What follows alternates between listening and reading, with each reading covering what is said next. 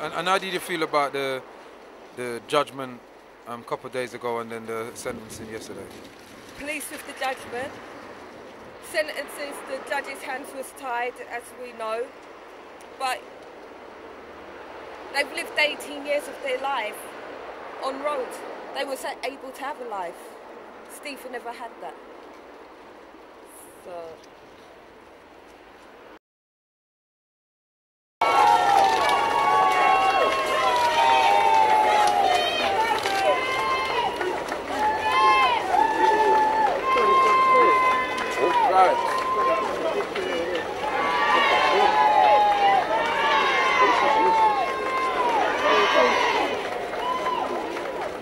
This is only one step in a long, long journey. I said yesterday I didn't know where I was going to go from here. One of my greatest hope is that these people have now realized that they've been found out. And it's now going to go and lay down in their bed and think that they were the only ones who were responsible for the death of my son. And they're going to give up the rest of the people. So that I come out here again in a year's time and talk to you people again. I'd like to thank the judge, the jury, all the teams that have been responsible for this case from the bottom of my heart, and all the general people who have supported this case over the years. Thank you very much. Can you turn round to us? Can you all the family turn round to us? That's right, they all come round. Right. Now this way into the middle, that's right. To us. Neville, can you turn round?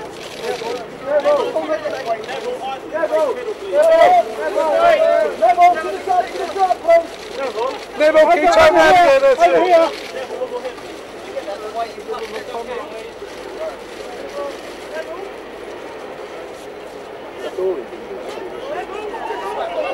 She wasn't maybe she come out now.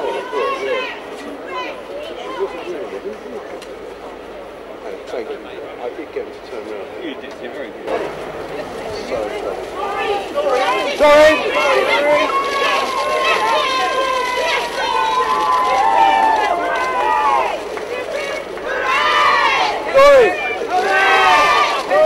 Well done, Jerry. I've done it a few times. Excuse me. You're more dominant. Jeremy. It's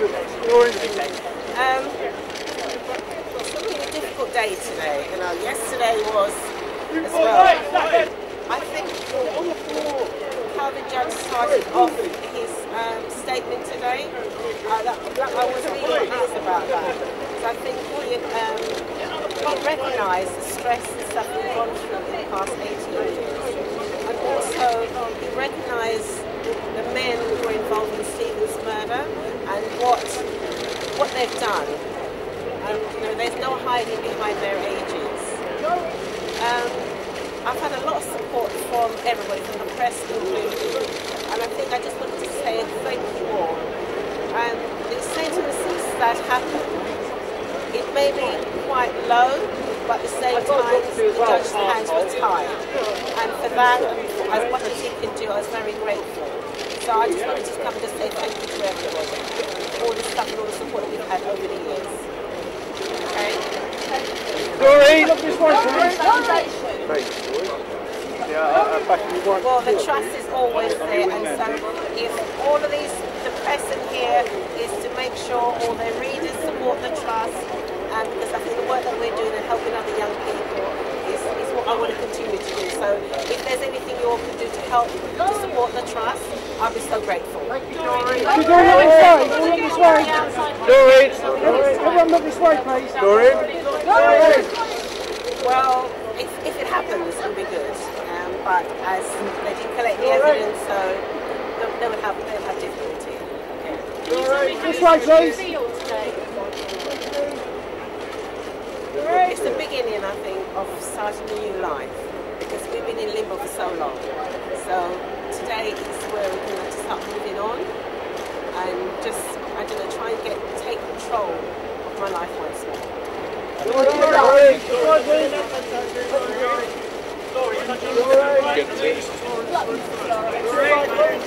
Seriously, water the eyes at the beginning.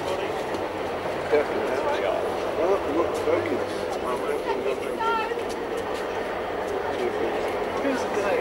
That was Chris. It was Chris who said, I've got a job to do.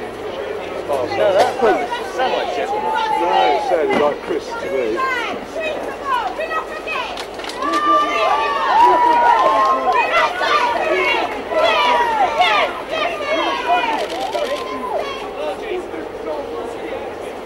It was, that was not.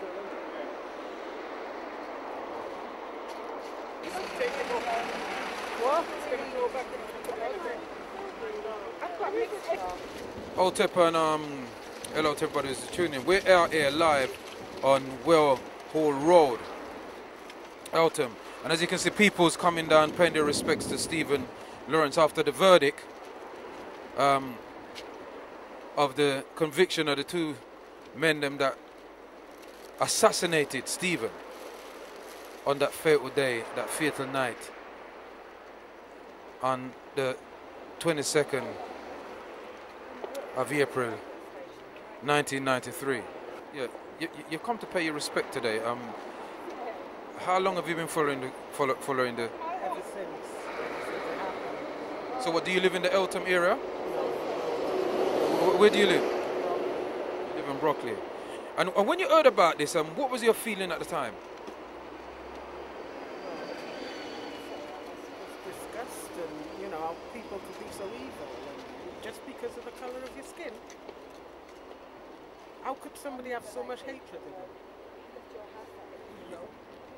Just because your skin is black. How could you have so much hatred?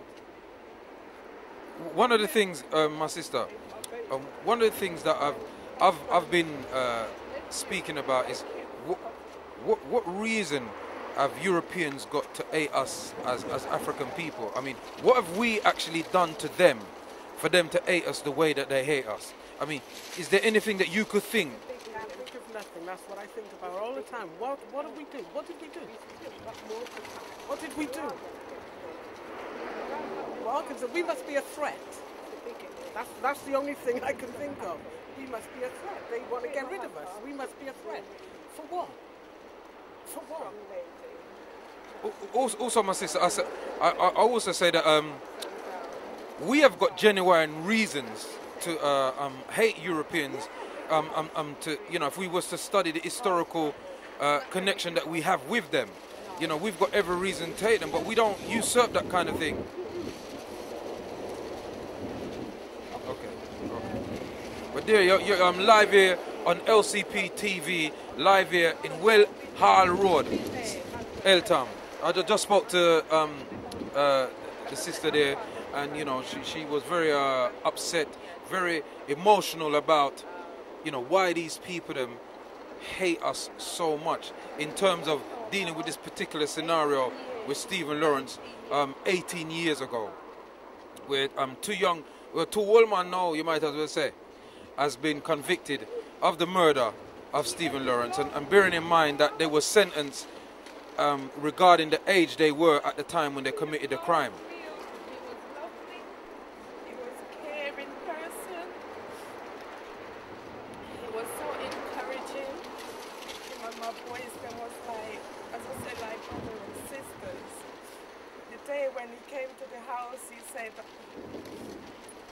On the Thursday, never forget.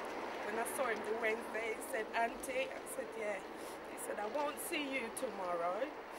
I said, "Why, baby?" He said, "Mommy's gone studying and she'll be home. I want to get home before Mum." I said, "All right then."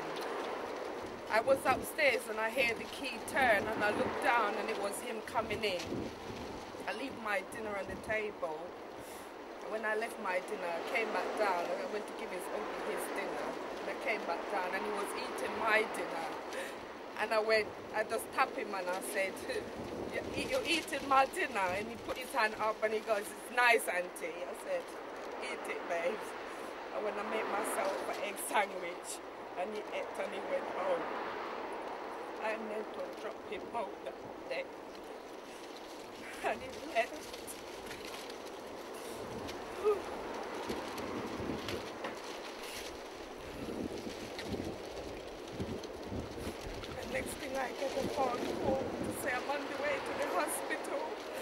I'm like, what for? I said, Stephen being stabbed. I said, no, Stephen is upstairs. Because I went out the road, so I didn't know he had left. She said, he's upstairs. I said, she says to me, she swear and she said, don't mess around with me, Mel, she said. I said, I'm being serious. I shout to my kids, I said, where is Stephen? I said, Mum, he has gone. That is when I actually believed that something happened, but not death. Then I get the second call from Dwayne Brooks. And when he called me, he said, he tried to say they tried, and he couldn't get the words out of his mouth to tell me what had happened. I couldn't make a call on my phone, so I went across the road and used my neighbor's phone to phone his uncle to tell him, you need to get here like now. And then we came up and the place was blocked off and everything, and the police brought us through and we went up to the hospital. It was not nice when they bring me into the room. Like 45 minutes later, he leave my house and he was dead, you know. And these people being on the road, eating, drinking, having kids, having family, while we lost our kids. And they're having a good time. Even prison is too good for these guys. Too good for them. But one day... This might seem a little bit personal, but I actually feel that there was even more victims, you know, not just Stephen. This might be that you don't have too much, but I feel that it even probably devastated the Lawrence's marriage. It did, as you can see in the public eye. They're not together anymore. And, you know, that is so sad. They were such a close and loving family. And would you really just put that down to because of what happened to Stephen? I would say that. I would say it's because of what happened to the death, the strain and the stress. So they not only destroyed Stephen, they destroyed their marriage. The whole family and friends got destroyed. Dwayne Brooks got destroyed. I get destroyed. So in the 18 years that Stephen has been dead, you know, you said that it's destroyed the family. In what terms would you say, we know what happened with Mr. and Mrs. Lawrence, but in other terms of the other extended family, as it brought some of the extended family together, as it brought them apart? Well, I would say we stick together as much as we can, but it destroyed us mentally inside. You know, what it done to the family mentally destroyed us. Mentally. Was you did you go up at the courthouse and all them stuff? Yes, I was there. I got there yesterday. I couldn't get into court, but went there. I came back home and watched it live on the TV. But I've been going to court, following the case and everything. Yeah. I know that you said earlier that, you know, jail is still too good for them. But what is your feeling about when you heard the verdict that they were found guilty, and then when you come back again to say, well, you know, to get the sentencing? What was your feeling about the guilty verdict first? I was happy. I was very happy to hear. I was sitting from the day the case started, shaking, holding tight, and hoping that they bring the right verdict. And they did bring the right verdict, guilty verdict. The evidence that was presented in the court, I know we talk about the DNA evidence and the forensic evidence and everything else, but was there any other telling evidence that would have swayed the jury to come to that verdict other than the DNA evidence, you know, like eyewitness account, etc.? Well, it would be hard for me to say. I can just say what I know and what Dwayne Brooks have told them from day one, how many people was involved and everything. Mainly the DNA, because they throw away the police, them throw away the case in the first place. So they could have been in prison and serving time. Yeah, probably out already, I don't know, but yes, they have all the evidence was to do what they had to do at that time, 22nd of April, 93. You know what, so one of the things, you know, I sit down analysing this case myself, and I felt to myself, well, you know, maybe if them boys that get found guilty then and got jailed, then they'll be out having a good time now, at the age they are now. But they're at an older age now, at a point in their life where they actually thought they got away with it. Yeah. Now they're having to face jail at an older age, or later in them life. Not only that, it's a high-profile case.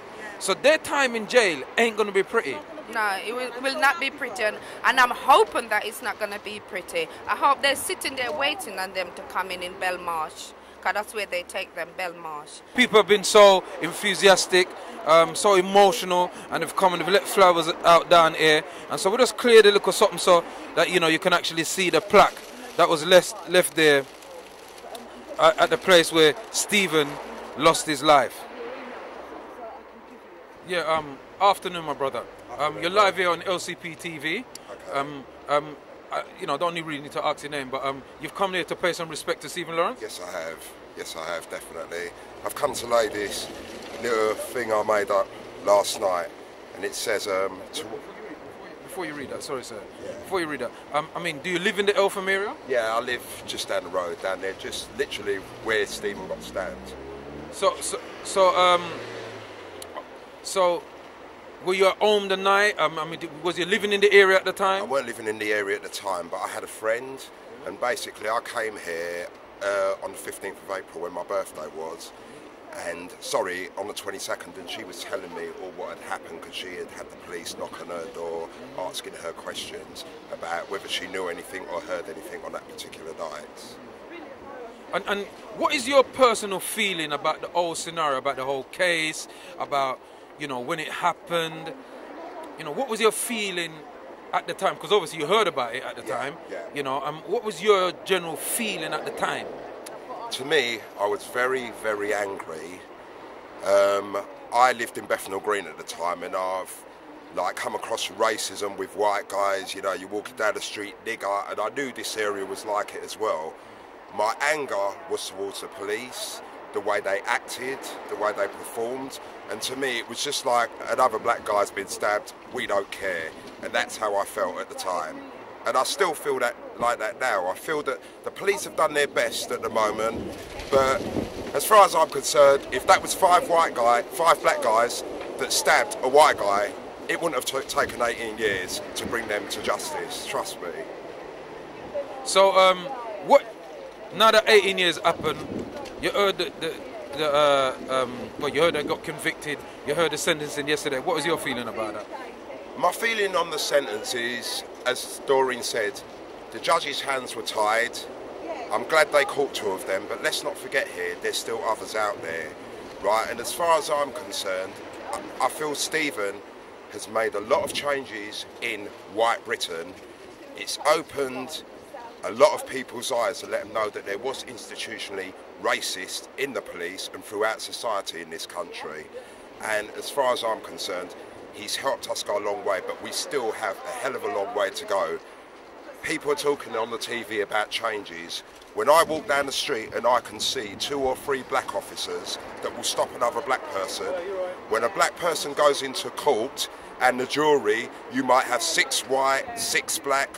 When you go to court and the judge is black, then I say there's changes. Until then, as far as I'm concerned, there's no changes. Well, there you have it, live here on LCP TV, here on Willow Road in Eltham. The brother said he don't feel there's any changes. So what is that that you brought? It look like is it a poem or something? Yeah, it is. It's not a poem, but it's just something I wrote. And this says, to one of God's angels, Stephen Lawrence, you died 7 days after my 28th birthday, but I never gave up on hope on your killers being brought to justice. This day has come at last, Stephen, thank God. Because of you, so many changes in Britain has come about. I'm a black man living in a white Britain and realise we still have a long way to go. You've changed the police force, the fire service, on how those organisations, racism should not exist. You have changed Britain and opened her eyes. You gave black people hope on becoming whatever they want to be in life. You gave us an equal chance in life. Stephen, thank you. Thank your mother, thank your father and your family for carrying on the fight. There are many black idols that I look upon as a role model. Martin Luther King, Malcolm X, Barack Obama and you, Stephen. Good night, my friend. Sleep tight. Well, beautiful words spoken by somebody that actually lives in the area, wasn't living in the area at the time. And when I live at Bethnal Green, and You know, look like you jump out of the frying pan into the fire, my brethren. But, you know, don't feel no way still. But those were lovely words. And, you know, thank you on behalf of the African population that live within Britain. Yeah. I wanted to ask you something different from the Stephen Lawrence thing. And, you know, it's all part of it. What is obviously, I don't know if you listen to radio, but there's a big hoo-ha about a statement that Diana Abbott made on her Twitter. And, you know, everybody's after a juggler and all the rest of that kind of stuff. But do you think that she was wrong in making that statement? No, I've got the utmost respect for Diane, and as I said before, certain people, you say things and people tend to take them out of context. I've worked for the fire brigade as a firefighter, I'm not going to say where, for 14 years, and certain things you say, people just take it another way and they look to destroy you from it. But to be honest with you, she's got to have strength, she's got to have confidence, she isn't a racist. I mean, I saw on the TV last night that a guy turned round in front of millions of viewers and said the word N. What have they said about him in the paper this morning? Nothing. What have they done to him? There was a woman on the train the other day. Look how she went. It's only because of public demand. Millions of people saw her on YouTube, right? Why? She was held in remand. And I don't think was held in remand because of her racist comments. She was held in remand because of her safety, to be quite honest. That's what I honestly believe, you know? All right. You know, I have a different opinion about this whole racism thing. But do you think that as African people living in European Britain, and I know they say it's a multicultural, so it isn't. London is multicultural. Exactly. Yeah. And there's pockets of Britain that has a high population of foreign groups that live there. Do you believe that as Africans, yeah, and I use the word Africans in a wide context to mean, you know, those of us who were kidnapped from the continent of Africa, taken to the Caribbean, etc., and distributed around the Americas, etc., and those of us that reside there now. Do you think that Africans in Britain can be racist? I don't think so, because to be quite honest with you, we came to this country, we done jobs, we tried our best to get on in life.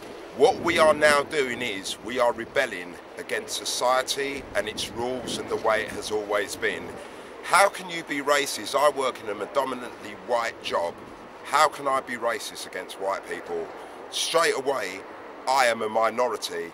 You cannot be a racist until you're in a majority. Okay, so because I want to get this definition of racism tied down, you know, because you know, Europeans are pandering about this thing that, you know, black people are racist and things like that. You know, what is your definition of what racism is? Racism is something where someone doesn't like you for the colour of your skin, or i.e. it could be your religion, it could be your culture. That is a definition what I would say racism is. And when you saw the Stephen Lawrence video of what Dobson and Norris said in that video, that is a form of racism. You know, as far as I'm concerned, you look at a man and you judge him for his ability and the person he is. You don't judge him because of the colour of his skin. You don't judge him because of his religion. We're all entitled to different beliefs. Okay, I want to pick you up on something, my brother. You said racism is if you don't like somebody because of their religion. I mean, you could be a Muslim coming from any kind of race. So that wouldn't define racism, would it? Because you could be a European and be a Muslim. You could be a Chinese and be a Muslim. You could be an African and be a Muslim. Yeah, you can be an Arab and be a Muslim. So in a sense, I don't think that religion... Discrimination, I would call that. It's prejudice. Yes, prejudice. Yeah, prejudice. Yeah. Because racism is prejudice plus power. Yes. Yeah. And I think that you kind of nailed it when you said you work in a predominantly European job. Yes. So it's kind of impossible for you to be racist, because you can make a comment, but your comment has no power. It goes nowhere. It goes nowhere whatsoever. And as far as I'm concerned, even with the police at the moment in this country, they're saying that they're trying to recruit more ethnic minorities. I'm a 46-year-old man. I still see black kids getting stopped. But their excuse now, back in the day in the 80s, the 90s, it was, oh, they're dealing with drugs. Now, it's a case of, oh, they're shooting one another and they're stabbing with one another, which in a way, I look at that as what the black youths are doing now. They're making it bad for themselves. But it still doesn't give a man a reason to stop and search you, take you to the police station. I mean, as far as I'm concerned, on the news, you're seeing that things have changed. Things haven't changed where the police are concerned. When you look at Mark Duggan, they shot the man. They did. And they lied about it. They lied about it. And I had all these white guys and people saying to me, you know, the man must have had a gun, the man must have done this, he must have done that. The police, that was broad daylight assassination, as far as I'm concerned. And they're allowed to get away with it. You know, when these riots start, they wonder why. Give the people the answer. You know, we want to know why our son's been shot. We want to know what went down, what happened. The police should have a responsibility to get some liaison officer to speak to the family and let them know what was going on. But they decided not to do that. Let's bring it back to Stephen Lawrence, because you know, we're here, you know, remembering Stephen. I mean, I never know him personally. But we're, you know, he's a young black youth, isn't it? And he had everything going for him, you know, studying his A-levels. You know, he was kind of the model kind of young African child that the country would like to kind of say, yeah, that's how our children are supposed to be. And in truth, most of our children are that way. It's a minority of our children that's going out and doing those nefarious acts. But how different would you say was the killing and murder of Stephen to the assassination of Mark Duggan? No different. No different. No different whatsoever. As far as I'm concerned, they treated that exactly the same way they treated Stephen Lawrence laying down that night. Because, you know, there are ways of, why let the guy get in a cab? Why shoot him just like that at the end of the day? And on top of that, why come up with lies? You know, if you can't explain it at that moment in time, don't instantly make the press believe that Mark had fired a shot. It hit a policeman's radio when it was two police officers against each other, really. As far as I'm concerned, you know, black people are supposed to, we're supposed to look at the police. We're supposed to respect them. We're supposed to look at them as people to protect us. And as far as I'm concerned, that doesn't happen. It really doesn't happen. And as a black guy, if you're in trouble for something, even if you ain't in trouble, you get arrested, the majority of the police officers are white. The police officers will interview you are white. You go to court, the judge is white. You go in front of a jury, the majority of the jury are white. What chance do you stand? Well, here we have it live here from a brother who works within the institution. I don't want to jeopardize your job, brother, so you don't have to answer this question. Yeah, because this is going to go out on LCP TV on the internet. But would you say that the company that you work for, would you say they're institutionally racist? I would say... Be careful, because I don't want you to lose your job. I would say that basically I had a lot of racism when I first joined, yes. They have tried their best and their utmost to make things right. I think they've done a good job in making things right. I take my hat off to them for the way things have changed within the fire service. But when I first went there, yes, I experienced racism to a high degree where I was. Basically, I handed in my notice I was leaving my job because I couldn't take it. All right, Winston, nice one, yeah? Okay. And give thanks, blood, every time, yeah? All right. Bless every time. Thanks for coming. And they have it live on LCP TV. Our brother that's out here, you know. So we're still out here live, waiting. There's not much people walking past, so I think we're going to be heading out of here very soon. You know, there's a police van over there. You can take a look at the police van. You know, and the police van is out here to watch and make sure that nobody comes here and defecate Stephen's memorial. So we don't know how long they're going to be out here, but they're out here for now. Maybe they'll be out here for a little while until, you know, it died down, the excitement died down of the sentencing of them boy there?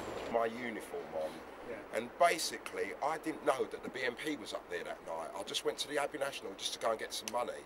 Now, where I parked my car, as far as I'm What's this about the riots? The riots, as far as I'm concerned, the police officers, they must have known who was up there. They should have said to me, sir, if I was you, I wouldn't go down there because there's a lot of BNP there. When I went to the Abbey National, I put my card in to get some money, and I noticed there was a lot of white people. I thought, no, black people. If this is riots, surely you've got a few black people with them.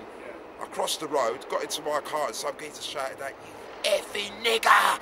And I looked, and I did shout back at him something, and then I just thought, I've got to get out of here. There was hundreds of them at the top of Wellow Road. Now, to me, the police should have said to me, I mean, if they had all rushed me that night and done anything to me, there was not enough police officers up there to protect me. No way. They should have said to me, sir, you shouldn't go up there, the BNP are up there. Now that's very, very ironic. The very road where Stephen Lawrence was killed, you could have possibly been murdered. Most definitely. Most definitely. On that particular night, most definitely. So this was when it was a riot the other day? Yep, it was the riots the other day, yeah. And like I said, I was just parked outside their McDonald's, got out of my car, I crossed over the road, 4 police officers walked up to me. They was walking down towards the station. And you had your fireman uniform on? Uniform on, and no one said to me, sir, don't go up there, you know, there's BNP there. And then I noticed there was something a bit strange because it was just all white guys, hooded guys, you know, and they looked they looked menacing, and I thought, boy, let me just get my money and go. And I got my money, got into my car, this guy. So I've got to say that you was brave because you saw them and you still went and got your money. I didn't know they was BNP. I didn't know at the time. Good afternoon. Good afternoon. Obviously you've come to pay your respect to Stephen Lawrence. Is it in regard to the judgment yesterday? Yes, it is. But when he first died, I put flowers down, and we've put them down periodically ever since because we're just so angry at what happened to him. So what, do you live in the area? We live down in Lee. You live down in Lee. And when you heard it, when you heard what happened to Stephen 18 years ago, I mean, did you know, what was the feeling at the time? Anger. Anger at the police, the way they just seem to not take it seriously. Anger that one human being could treat another human being like that. I just couldn't get it in my mind they could treat people like that. And I'm still sad now thinking about it. So as a European that lives in this area, were you aware of that actual racial hatred? No, not at all. Absolutely. It's funny, I spoke to my husband as we were just coming up in the car, and I said, we never realised that. Absolutely didn't realise that. And just to hear that there was racial hatred, beyond me. So obviously you never knew that, and you didn't realise it.